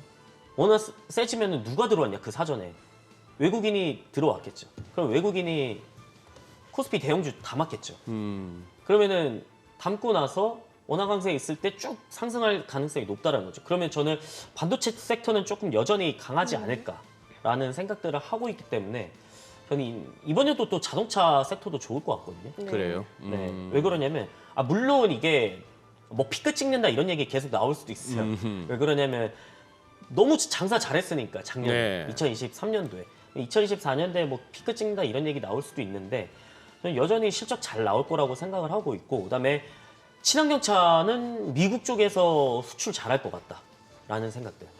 왜 그러냐면 이것도 한번 짚어드리고 싶은 게 전기차 쪽에서는 일단 현대기아차가 이번 연도 역대급 실적을 찍었고 기아차 같은 경우는 사상 최대의 실적을 인도량을 찍었잖아요. 네. 예. 근데 미국 쪽의 매출 비중이 지금 현대기아차가 40% 정도 됩니다. 그럼 무시할 수가 없는 시장이죠. 잘 팔아야지 자기들 수익이 많이 나고 그렇게 되는데 일단은 이번에 IRS에서 보조금 명단을 좀 발표를 했습니다. 이거 한번 제가 가져온 자료 한번 띄워주시면은 네네. 일단은 쉐보레가 두 종이죠. 볼트 EUV랑 볼트 EV. 이거는 $7,500 텍스 크레딧 그대로 왔습니다. 그다음에 근데 일단 GM에서는 캐딜락이라든지 이런 쪽이 다 탈락을 했습니다. 그래서 근데 볼트 저거 보시면은 사진으로는 안 나왔지만은 마실용 차거든요. 이것도 작은 겁니다. 그래서 이거는 마진 많이 안 남을 겁니다. 팔면 팔수록 적자나지. 그다음에 포드에서는 F150 라이트닝은 $7,500 그대로 받았습니다. 근데 주력차가 뭐죠? 마기입니다. 마하 2. 이거는 탈락했어요. 그다음에 리비아는 5개 다 받았습니다. 5개 다 받긴 했는데 50% 깎였습니다. $3,750. R1T, R1S라든지 트럭이랑 그다음에 SUV는 받긴 했는데 절반으로 깎였고 그다음에 스텔란티스도 3종은 받았고요. 그다음에 테슬라는 모델 3 RWD랑 롱레인지는 탈락했습니다. 근데 퍼포먼스는 $7,500 그대로 받습니다. 그다음에 테슬라 주력차 중에 뭐냐면 SUV 시장이 굉장히 강하잖아요. 네. 요즘에. 근데 SUV 시장 굉장히 강한데 모델 Y, 그 AWD, 퍼포먼스, RWD 다 $7,500 받습니다. 전 주력차 중 이거는 살아남았다. 와, 이거 이번 연도 테슬라는 일단 살아남을 수 있겠고 제가 현대기아차를 좋게 보는 이유는 뭐냐면은 원래는 2023년도는 뭐냐? 야, GM, 포드, 스텔란티스 우리 자국 기업이니까 너네 $7,500 너네 미국에서 조립했으니까 다 줄게. 근데 2023년에는 현대기아차는 뒤로 밀려나가지고 리스 렌트로만 영업을 했었죠. 아예 밀어놨죠. 근데 2024년도에 바뀌는 게 뭐냐면 다 출발 선상이 똑같아지는 겁니다. 이제. 그러면 저는 여기서는 판매량이 좀 늘어날 수 있다. 그러니까 지금 소비자라고 하면은 뭐 예를 들어서 비슷한 차량이 있어요. 뭐 예를 들어서 F150 라이트닝이라고 할게요. 근데 현대차에서 이런 비슷한 트럭을 만들었어요. 근데 뭐 지금 작년 같은 경우에는 저 같아도 $7,500를 더 준다라고 하면 이쪽으로 가거든요. 네. 근데 이게 출발 선상이 동일하다고 하면 그 수요를 이쪽으로 빨아들일 수 있기 때문에 저는 이번 연도 장사 잘 되지 않을까라는 생각들을 좀 하고는 있습니다. 알겠습니다. 자, 지금 시각 8시 55분 지나갑니다. 오늘 양시장 호가 상황 좀 체크해 보도록 하겠습니다. 먼저 코스피 예상 체결지수입니다. 오늘 0.7% 하락이 예상되고요. 2,589포인트로 집계가 됩니다. 코스닥도 0.5% 내림세 예상되고요. 예상 체결지수는 866포인트입니다. 시가총액 상위 종목 예상 체결가 보도록 하겠습니다. 삼성전자가 1% 약세 출발 예상되고요. 지금 호가에서는 75,800원으로 집계가 되고요. SK하이닉스는 강보합 출발 예상됩니다. 예상 체결가 137,000원. LG에너지솔루션은 보합 출발 예상되고요. 삼성바이오로직스는 0.7% 하락이 예상됩니다. 예상 체결가 78만 1,000원이죠. 삼성전자 우선주가 1% 약세가 예상되고요. 예상 체결가는 6만 500원이고요. 현대차가 0.9% 내림세가 예상됩니다. 호가는 19만 2천 원. 포스코홀딩스가 2% 약세 예상되고요. 예상 체결가는 46만 2천 원. 기아, 네이버 그리고 셀트리온 모두 하락 출발 예상되고 있습니다. 코스닥 시가총액 상위 종목 예상 체결가도 보도록 하겠습니다. 에코프로비엠이 오늘 2% 약세가 예상됩니다. 이미 어제도 4% 넘게 떨어졌는데 오늘 추가적으로 좀 하락이 예상되고요. 예상 체결가는 26만 4,500원. 에코프로도 2.4% 하락 예상되고요. 예상 체결가는 60만 5천 원으로 집계가 됩니다. LNF가 0.7% 하락 출발 예상되고요. HLB도 2.6% 하락 예상됩니다. 예상 체결가 5만 1,100원이고요. 알테오젠 지금 호가에서는 1.3% 하락 예상되고 89,300원으로 집계가 됩니다. 셀트리온제약, JYP 엔터테인먼트 모두 0.5%, 0.4% 하락 예상되고요. HPSP도 1% 약세가 예상됩니다. 리노공업 보합 출발 예상되고 있습니다.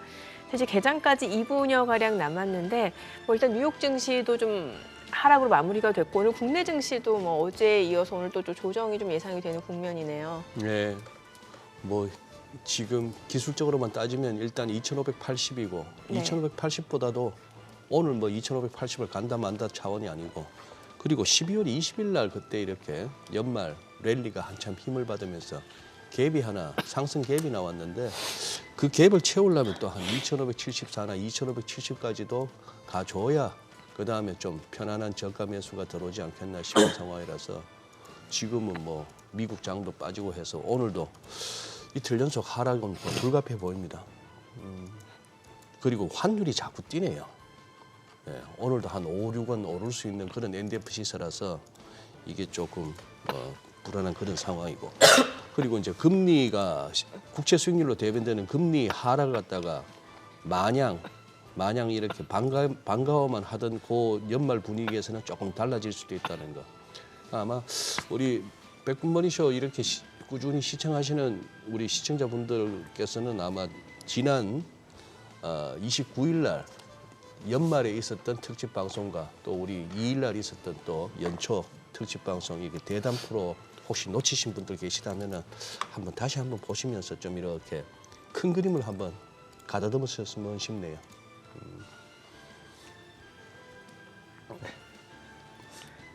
제가 감기 때문에. 감기 때문에. 감기. 네. 저도 감기예요. 네. 오늘 같은 경우는 사실 연동되는 부분들도 사실 크죠. 근데 저는 아까 환율은 뛰는 거는 이거는 어제 국채금리 상승을 했기 때문에 당연히 이제 연동되는 그래봐야 부분이라고 아직까지는 생각을 하고 1,300원 중심의 박스권 흐름이긴 합니다. 네. 네. 근데 이제 1월 시작이잖아요. 네. 근데 네. 저는 이번 연도 전체적으로 바라봤을 때 계속 반도체 쪽은 보는 게 괜찮지 않을까. 네. 그리고 우리나라가 계속 제일 큰 것 중에 하나가 그 수출 주도 국가에서 큰 게 반도체, 자동차, 석유화학, 아니면 조선, 가전, 이런 5대 품목이잖아요. 네. 그러면은 이쪽에서 제일 잘 나가는 반도체, 자동차만 잘 나와도 개장하고 좀 네. 들어보도록 하겠습니다. 오늘 국내 증시 개장합니다.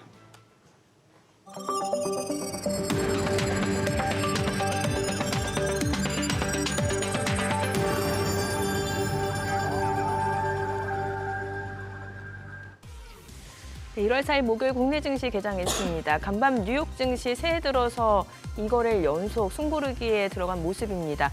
연준의 조기 금리 인하 기대감이 좀 식어가는 양상이고 바클레이즈가 애플의 목표 주가를 하향 조정하면서 주요 기술주 전반적으로 투자 심리가 위축되는 모습인 것 같습니다. 주요 기술주들이 하락하면서 나스닥 조정을 이끄는 모습이고요.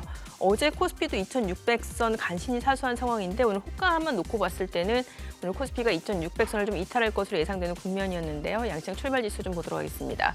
코스피가 0.5% 떨어집니다. 2,592포인트고 코스닥도 0.7% 하락합니다. 865포인트입니다. 시가총액 상위 종목 시초가 보겠습니다. 삼성전자가 0.78% 떨어집니다. 76,400원이고요.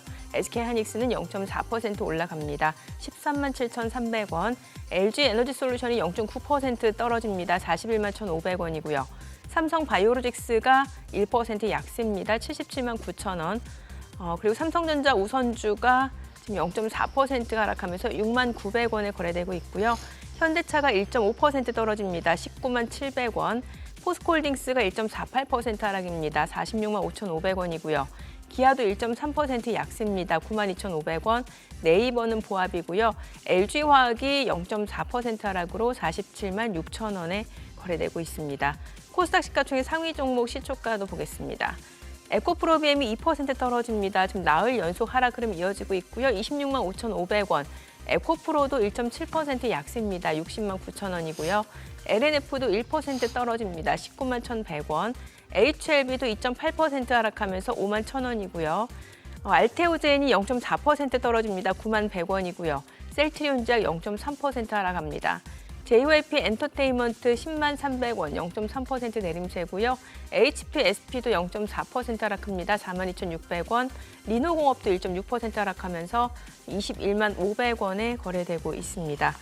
자, 오늘 장에서 지금 시장 대비 좀 상승을 보여주고 있는 종목이라든지 좀 섹터 좀 보도록 하겠습니다. 지금 아무래도 간밤에 유가가 좀 많이 올라갔기 때문에 석유화학주들, 정유주들 좀 강세를 보여줍니다. 중앙에너비스가 15% 급등하면서 19,770원에 거래되고 있고요. 극동유화도 6% 강세입니다. 4,385원. 그리고 대성산업도 2.6% 상승하면서 3,670원이고요. 흥구석유가 20% 급등합니다. 9,330원. 한국석유도 18% 넘게 급등 중이죠. 13,190원. 에스오일 1.6% 상승하면서 68,300원에 거래되고 있습니다. 간밤에 서부 텍사산 중진유 가격이 3% 넘게 오르면서 배럴당 72달러 수준에서 거래를 마쳤고요. 관련해서 석유화학도 정유주들 강세를 보여주고 있습니다. 자, 그리고 오늘 또 보니까 해운주들도 흐름 좋습니다. 흥하해운이 8% 강세입니다. 2,710원에 거래되고 있고요. HMM도 4% 넘게 올라갑니다. 5% 강세입니다. 29,50원.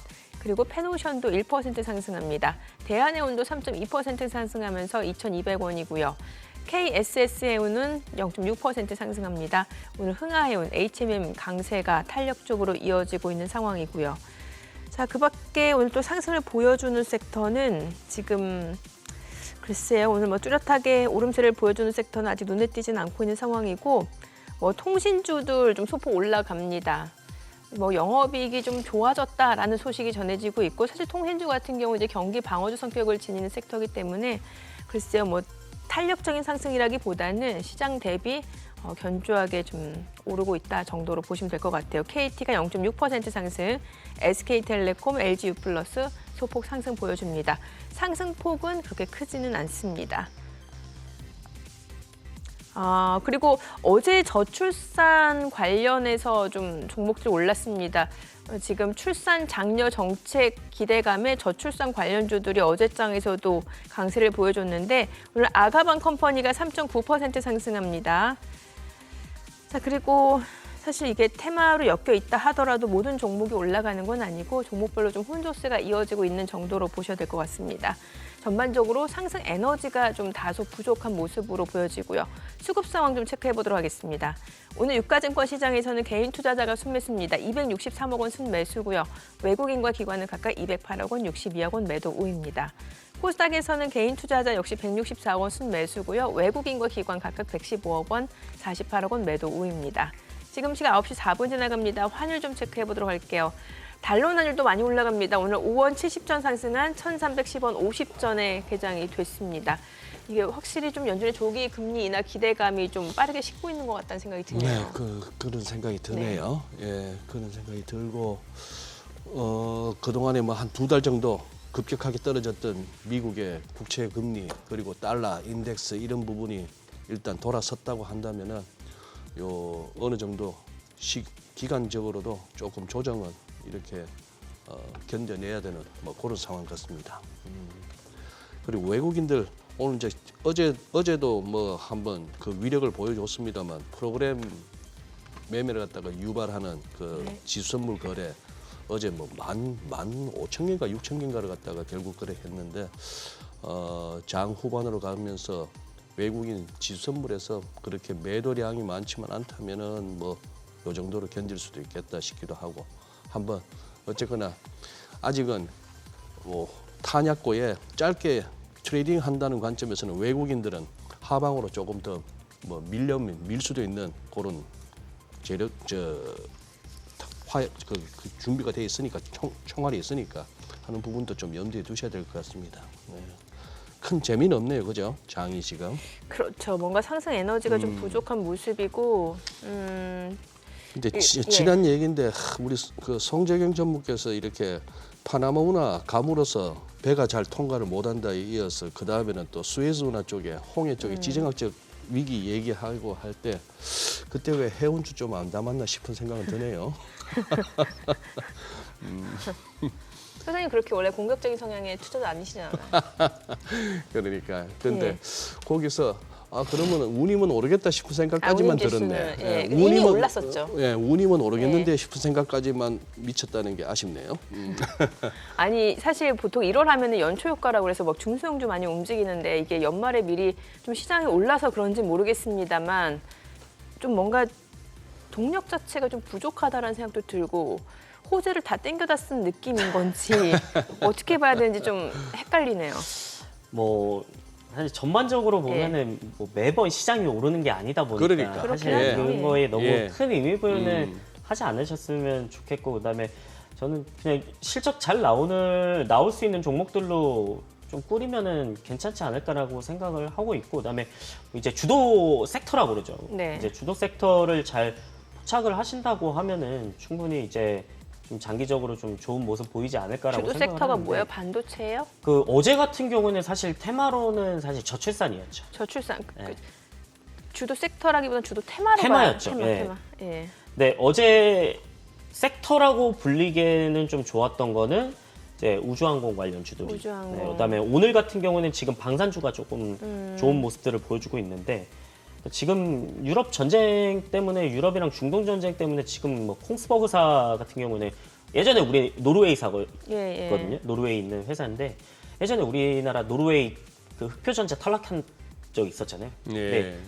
노르웨이에서 이제 얘기했던 게 이제 JSM 미사일, 공대지 미사일하고 NSM 이제 그 어떻게 보면 배에 탑재하는 미사일이죠. 우리가 현금으로 지금 안 한다. 네네. 우리가 흑표전차.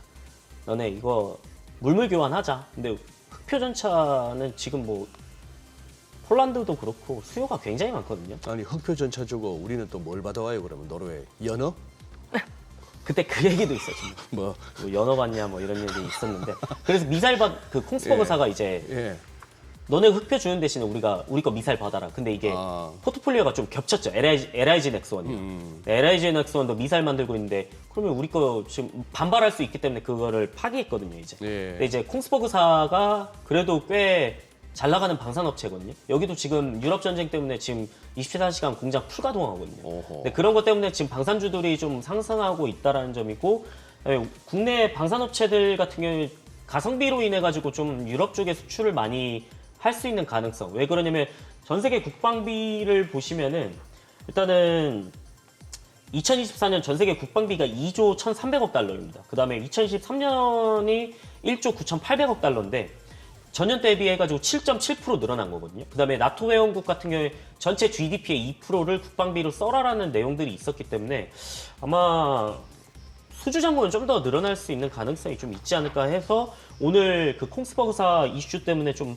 방산주도 좀 좋은 모습들이고 그다음에 오늘 AP 위성이 조금 크게 상승하는 모습들을 보여주고 있는데 그 어제 그 스페이스X 스타링크에서 원래는 그 스타링크 기존 통신이 어떻게 됐냐면 그 스타링크 단말기가 있어야 됐어요. 그 네모나게 생겨가지고 이제 스탠딩 해가지고 예. 이거 위성에서 신호 받아가지고 뿌려주는 그 디바이스가 있어야 되는데 어제 위성 쏜 건 뭐냐면은 바로 휴대폰으로 통신이 가능한 거. 이것도 저게도 위성 통신이거든요. 근데 아직까지 속도 느립니다. 이게 7메가바이트밖에 안 돼가지고 기존 기지국 써가지고 이제 5G 하는 거랑 속도 차이가 워낙 크기는 한데 이런 저궤도 위성 통신 때문에 사실 AP 위성이 조금 부각을 많이 받았고 그다음에 해운 관련주들도 조금 크게 상승하는 이유는 운임 가격 상승 때문에. 네. 홍해 쪽에서 이제 글로벌 2위 머스크사가 또 중단을 했거든요. 그래서 운임 가격 상승에 대한 부분들 때문에 오늘은 이렇게 좀 개장에는 이렇게 돌아간다라고 보시면 좀 좋을 것 같습니다. 아니 이게 이제 테마 내에서도 이제 종목별로 지금 희비가 엇갈리는데 사실 최근에 보면은 왜 그 온디바이스 AI 쪽에서는 제주 반도체 네네.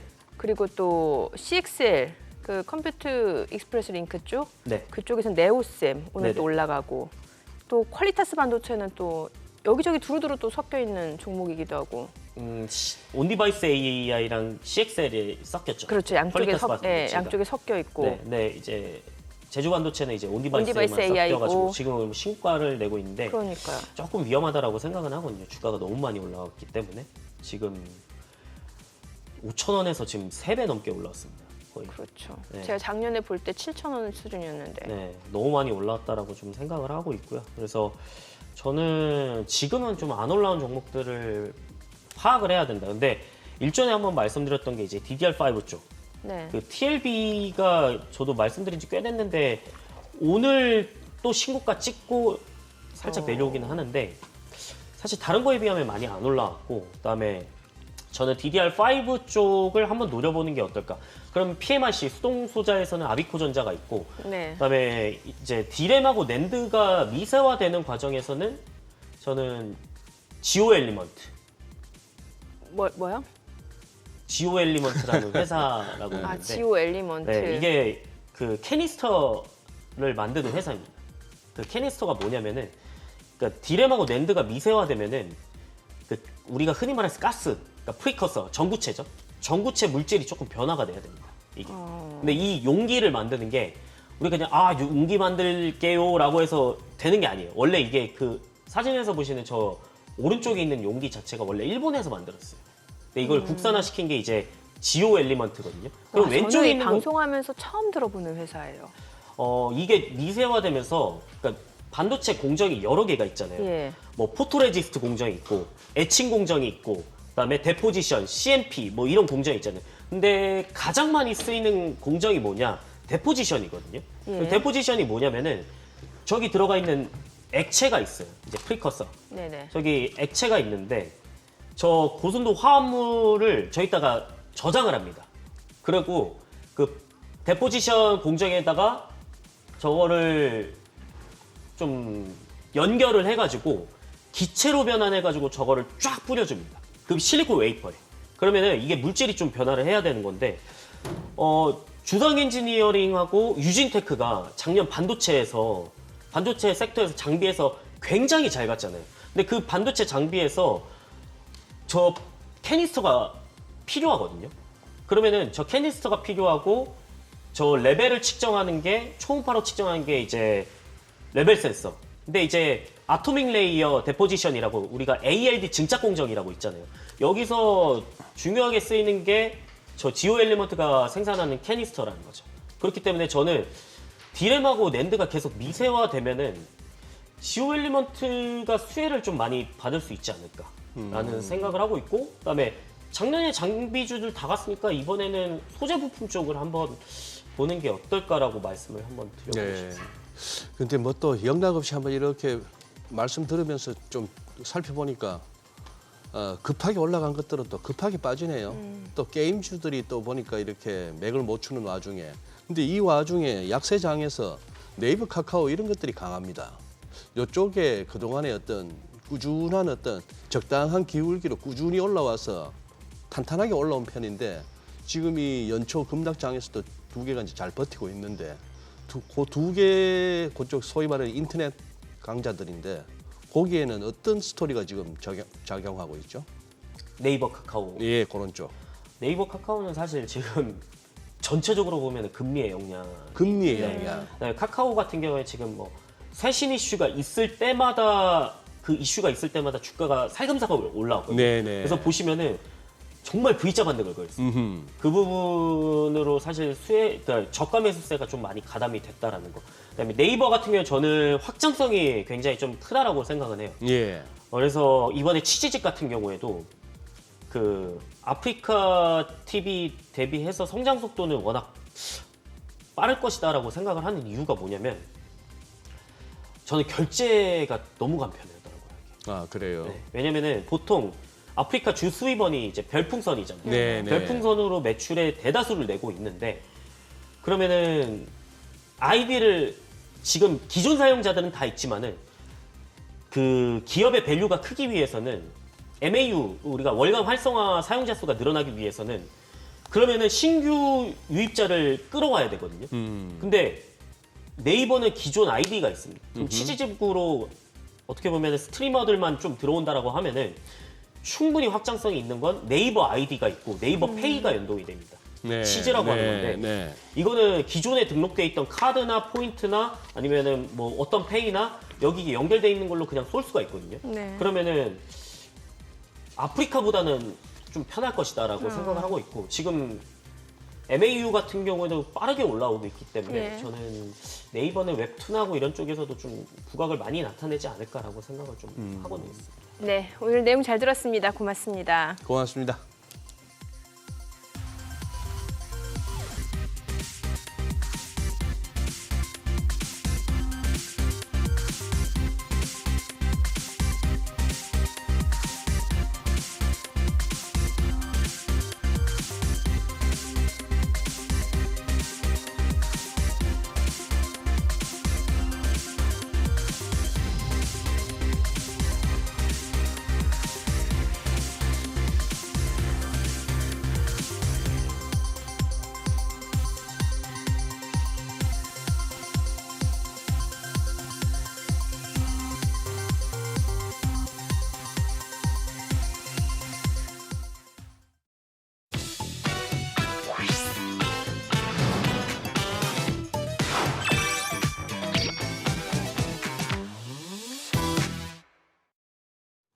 요즘 시장에서 가장 핫한 재테크 정보 남들은 어떻게 하는지 궁금하셨죠? 손에 잡히는 재테크에서 꽉꽉 채워 알려드립니다. 네, 오늘은 박미나 재무설계사님 전화 연결되어 있습니다. 안녕하세요. 안녕하세요. 네, 안녕하세요. 네, 오늘 어떤 재테크 소식 가져오셨습니까? 네, 지난해 증시를 제대로 올라타지 못했지만 틈새 시장을 노려서 투자 수익을 만회했던 투자자가 많았는데요. 오늘은 증시 외에 지난해 높은 수익률을 올렸던 투자처들에 대해 살펴보고 올해도 유망할 투자에 대해 짚어드리도록 하겠습니다. 지난해 투자자들이 또 매력적으로 봤던 게 튀르키예 국채였다고 하는데 이유가 뭐라고 볼 수 있을까요? 네, 튀르키예는 지난해 가장 매력적인 신흥시장이었습니다. 금리 인상을 시작한 지 7개월 만에 7차 금리 인상을 단행하면서 기준금리를 42.5%까지 올렸는데요. 에르도안 튀르키예 대통령이 재집권 이후 인플레이션을 잡겠다면서 급격하게 기준금리를 단기간에 30% 인상했습니다. 그로 인해 등을 돌렸던 외국인 투자 수요를 끌어올릴 수 있었고요. 은행 예금은 물론 채권 수익률이 가파르게 상승하면서 신흥시장 최고 수익률을 기록했습니다. JP모건 EMBI 글로벌 다각화 채권 지수에 편입된 튀르키예 국채는 지난해 16% 올라서 평균 수익률 11%를 웃돌았습니다. 예, 튀르키예 국채까지. 네, 자 그리고 또 우리 설계사님 비트코인 쪽입니다. 가상화폐 쪽인데 뭐뿐 아니라 뭐 솔라나 이런 얘기도 새로운 또 가상화폐 이름도 많이 들리던데 자 요거 강한 상승세 하다가 지금 어제 이제 또 급락이 나왔습니다. 간밤에 많이 떨어졌어요. 예, 현물 예. ETF 승인이 거절될 수 있다 얘기 나오고 했는데 이쪽은 어떤가요? 네, 가상화폐 대장주인 비트코인 가격이 현물 ETF 승인에 대한 기대감으로 21개월 만에 45,000달러를 돌파했었는데요. 하지만 현지 시간 기준 3일 오전 미국 증권거래위원회가 비트코인 현물 ETF를 승인하지 않을 수도 있다는 소식에 다시 큰 폭의 하락세로 돌아섰습니다. 가상화폐 시가총액 2위인 이더리움도 한때 12.5%까지 추락하게 되었죠. 가상화폐 서비스 제공업체 매트릭스포트의 전략 책임자 틸렌의 말에 따르면 현물 ETF의 승인은 어려울 것으로 보여지고 만약 승인이 거절된다면 비트코인 가격이 20% 정도 급락할 수도 있다고 전망했습니다. 네, 또 최근 코인 순위 지각 변동이 일어날 조짐도 보인다고 하는데 가격이 500% 넘게 폭등해서 이더리움을 위협하는 코인이 있다면서요. 네, 2022년 3월 등장한 솔라나라는 암호화폐입니다. 솔라나는 비트코인이나 이더리움보다 거래 처리 속도가 빠르다는 장점이 있는데요. 예를 들어 이더리움은 초당 15건 거래를 처리하는 데 비해 솔라나는 2,500건을 처리할 수 있고 수수료도 낮아서 비용이 효율적이라는 장점이 있습니다. 지난해 말 파산했던 FTX 리스크가 서서히 해소되면서 500% 이상 반등세를 시현했는데요. NFT 월간 거래량도 이더리움을 추월해서 빠른 상승세를 보이고 있습니다. 네. 또 최근 원자재 시장에서 하기야 우리 주식만 하시는 분은 좀 생소합니다만 아니 우라늄과 코코아 가격이 또 엄청나게 뛰었다고요? 네, 우라늄 선물 가격은 파운드당 50달러에서 90달러까지 상승했는데요. 15년 만에 최고치를 찍게 됐습니다. 원인을 알아보니까 우크라이나 전쟁 발발 이후 에너지 자립 필요성이 커졌고요. 원자력 발전에 대한 주요국들의 관심이 커진 탓으로 보여집니다. 전체 우라늄 매장량의 5%를 보유한 니제르에서 쿠데타가 일어났고 중국이 공격적으로 우라늄 확보 경쟁을 하면서 공급 경색 우려의 가격이 상승했습니다. 또한 원자재에서 눈여겨볼 농산물은 코코아였습니다. 이상기후 현상이 심각해지면서 코코아의 생산량이 급감했기 때문인데요. 그로 인해 지난해 연초 대비 91% 상승하게 되었습니다. 네, 내용 잘 들었습니다. 고맙습니다. 네, 감사합니다. 갑진년 청룡의 해, 여러분 자산 계획은 어떻게 세우고 계시나요? 우리나라 사람들의 부자에 대한 기준이 점점 더 높아지고 있다고 합니다. 이제는 100억 원은 있어야 부자라고 생각한다고 합니다. 자산이 늘어날수록 또 증여, 상속세에 대한 고민도 많아집니다. 부자들의 상속세는 무엇이 다를까요? 부자 되는 한 해 되기 위해서 상속세 절세 전략 함께 알아보시죠. 오늘은 이종훈 회계사 자리했습니다. 어서 오세요. 안녕하세요. 네. 요 상속세 전에 요 LG 쪽에 또 상속세 분쟁 상황 한번 좀 회계사님 한번 짚어주시죠. 최근에 뭐 여러 가지 뉴스가 들리던데 잘 정리가 안 됩니다. 예, 맞습니다. 지금 저도 같이 조사를 해봤는데요. 예. 이제 최근에 그 상속인인 구광모 회장 외에 김영식 여사, 그다음 구영경, 구현수 세 모녀가 상속회복 청구권 소송을 서울 서부지방법원에 접수를 했는데요. LG그룹의 최근 상속 관련 분쟁이 그 고 구본무 회장님의 사망인 2018년 5월 이후에 발생되었습니다. 구본무 회장의 사망 후 상속인들은 합의에 따라서 재산 분할을 결정하였는데요. LG 주식과 경영권 관련 재산은 구광모 대표가 상속하고 나머지 개인 재산은 세 모녀가 상속을 받기로 합의가 되었습니다. 자, 근데 이 과정에서 이 고 구본무 회장이 경영권에 대해서만 구광모 회장에게 승계할 것을 당부한 것 외에는 유언이나 유증이 없었기 때문에 사후에 재산 분할이 가족 간 협의로 이루어졌는데 이때 세부적인 교통 정리가 제대로 되지 않았다라는 추측이 지금 생기고 있습니다. 이 세 모녀의 주장에 따르면 구광모 회장과 상속 관련 합의에서 상속세는 구광모 회장이 모두 내기로 합의를 하였으나 최근 자신들의 계좌를 확인한 결과 자신들 몰래 거액의 상속세가 통장으로 납부되었다고 지금 주장을 하고 있는데요.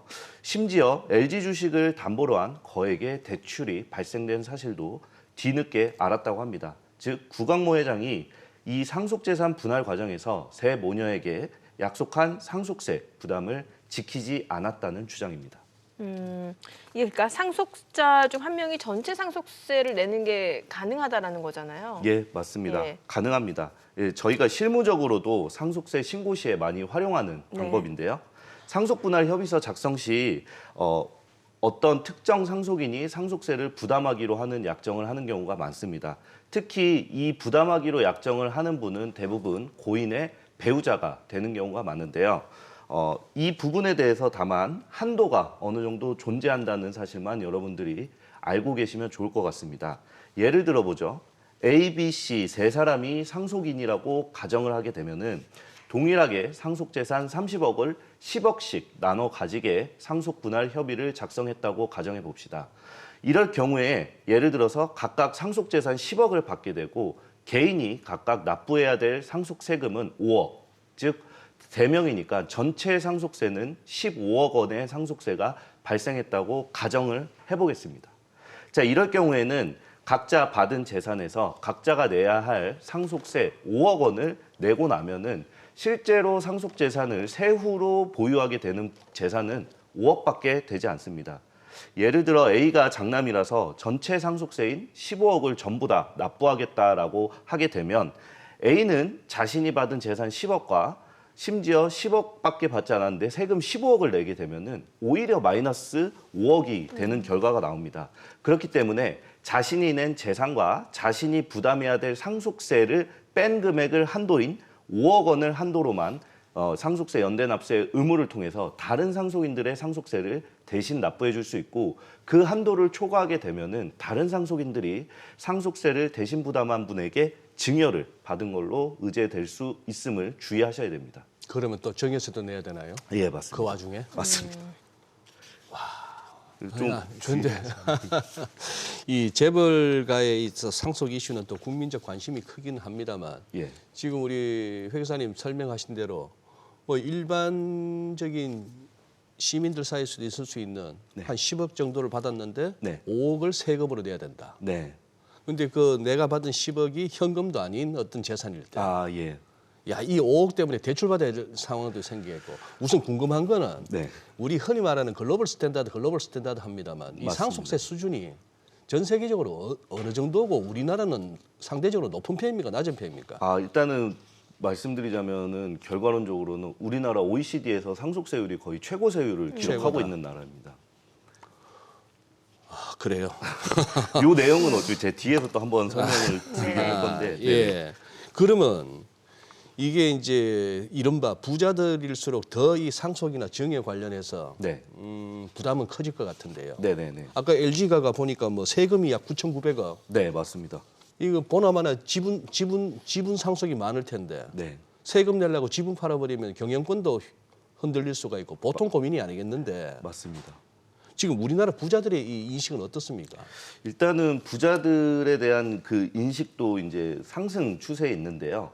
12월 19일 하나은행 하나금융경영연구소가 발간한 대한민국 부자 보고서에 따르면은 금융재산 10억 원을 이상을 보유한 부자들이 이 10억 원 이상을 보유한 부자들이 생각하는 부자들의 기준이 뭐냐라고 이제 매년 물어보는데 이제 22년도에 발표된 결과에 따르면은 총 자산이 평균 137억 원은 돼야지 부자로 불릴 수 있다라고 인식이 지금 되어 있고요. 그리고 심지어 또 눈여겨 보야 할 점이 부자의 자산 기준을 100억 원 이상으로 생각하는 비율이 2020년 28%에서 현재는 22년 기준으로 46%까지 그 기준이 높아진 것도 주목할 만한 사항입니다.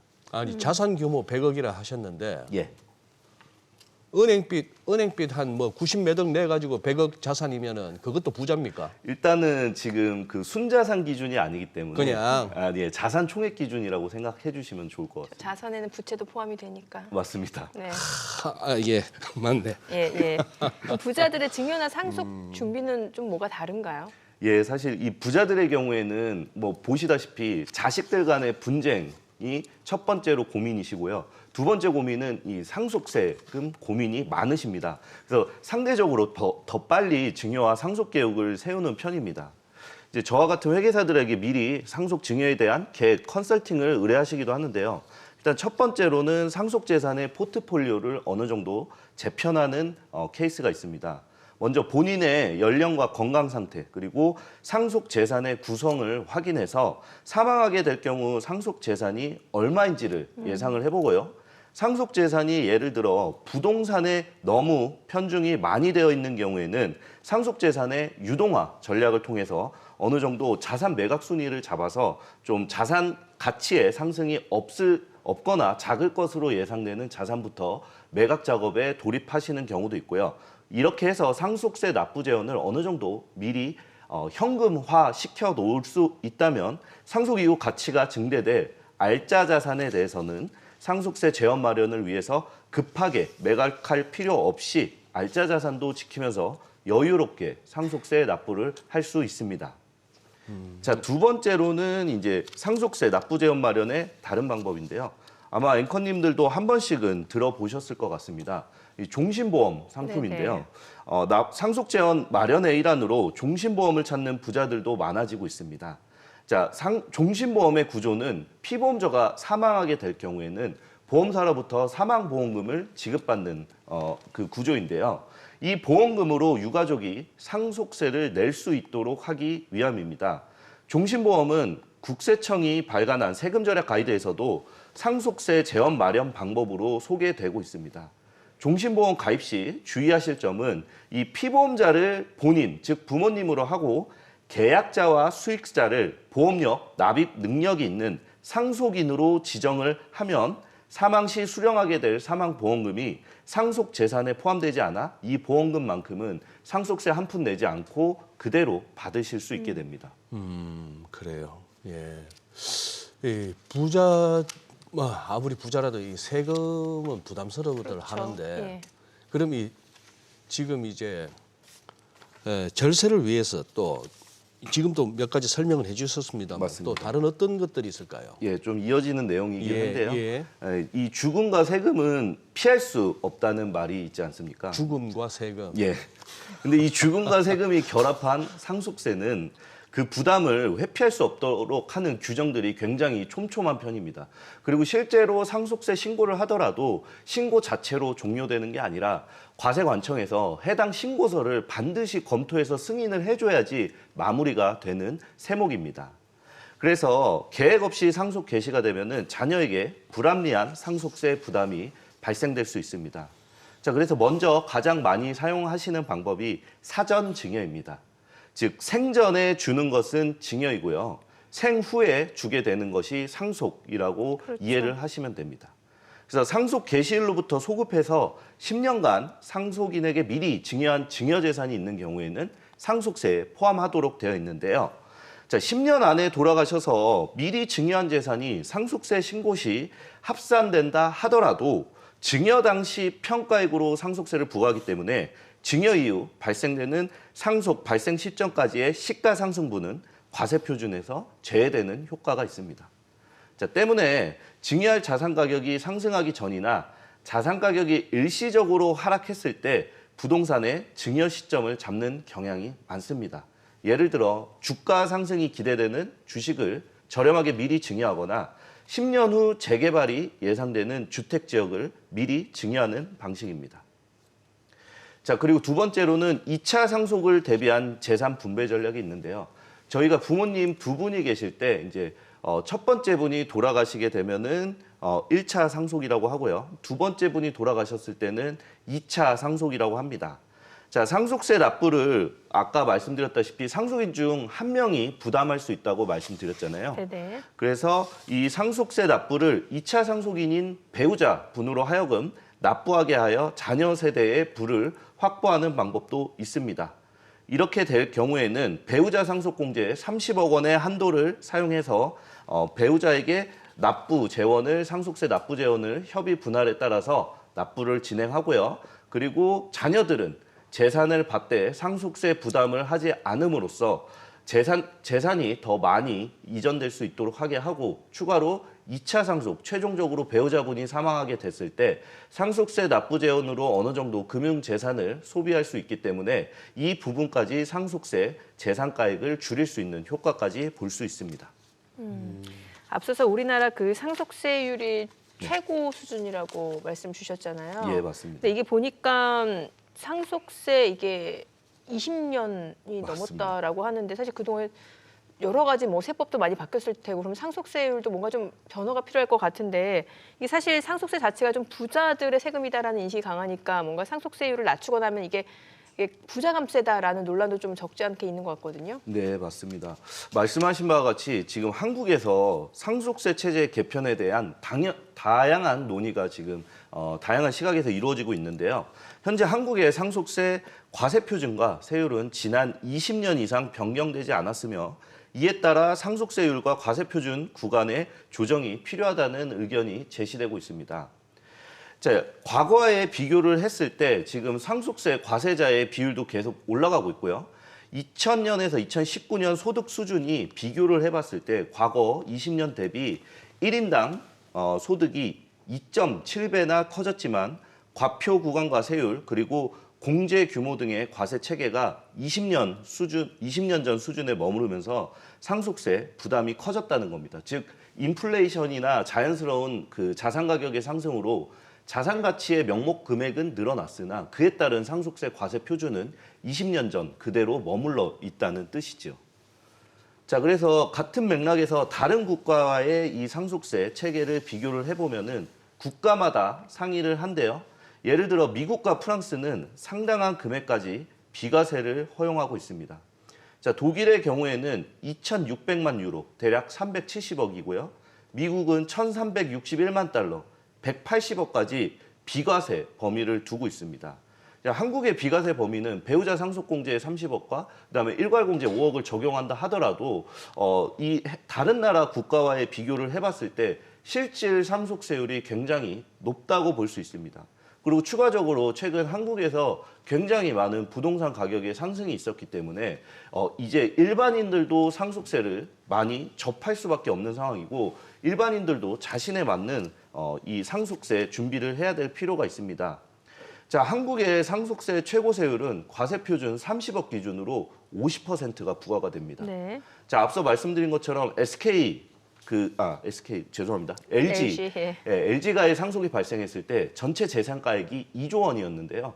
부담해야 될 상속세가 무려 9,900억이었다고 하니까 절반이 나라한테 세금으로 들어갔다고 볼 수 있습니다. 자, 이 상속세가 주로 부자들에게 부과되는 세금이라는 인식 때문에 부자감세로 비춰지는 문제가 존재하기도 합니다. 자, 다만 이 상속세 체계의 합리적인 조정은 단순히 부자에 대한 세금 감면이 아니라 경제 전체의 균형과 그리고 장기적인 우리 경제의 성장을 위해서 반드시 필요한 조치로 볼 수 있다는 견해가 많습니다. 네, 오늘 또 뭐 상속세와 관련해서 저희가 좀 다양한 정보를 좀 들어봤습니다. 오늘 내용 잘 들었습니다. 네, 고맙습니다. 네, 고맙습니다. 네, 저희 방송 중에 전해드린 내용과 관련해서 모든 투자 판단의 책임은 투자자분들께 있다는 점 알려드립니다. 세상의 모든 돈 되는 정보 100분 머니쇼. 오늘은 여기서 인사드리겠습니다. 저희는 내일 오전 8시에 찾아뵙겠습니다. 고맙습니다.